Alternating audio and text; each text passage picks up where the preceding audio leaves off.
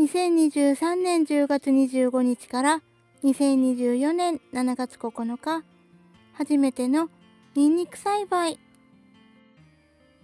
ニンニクを栽培してみたいと思い、スーパーでニンニクを購入。国産のニンニクの方が芽が出やすいということだったので、今回は国産です。ニンニクは一かけごとに小分けして皮を剥きます。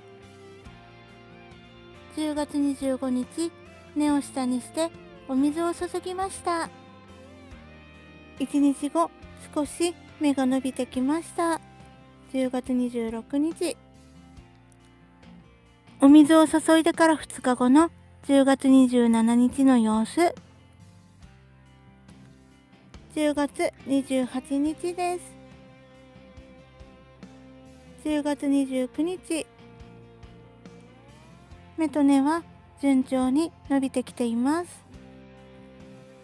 お水を注いでから5日経った10月30日の様子。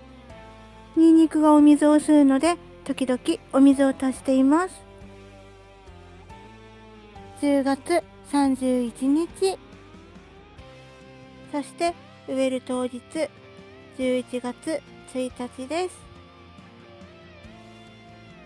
ニンニクの栽培経験がある神奈川の兄に LINE で相談したら、植えても大丈夫とのことなので植えます。芽と根が伸びる様子、左側から順に比較する画像です。父が肥料をまいて穴を掘ってくれています。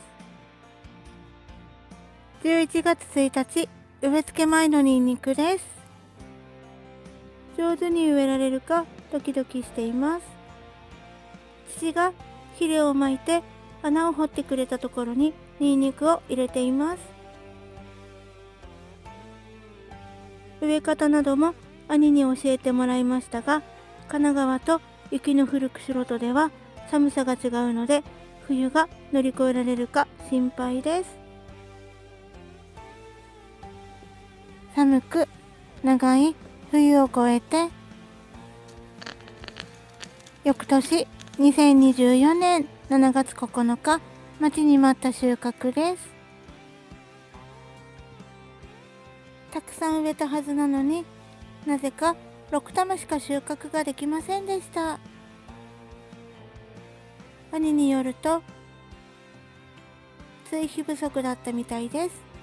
ペットボトルの蓋と比べると、どのくらいの大きさかわかると思います。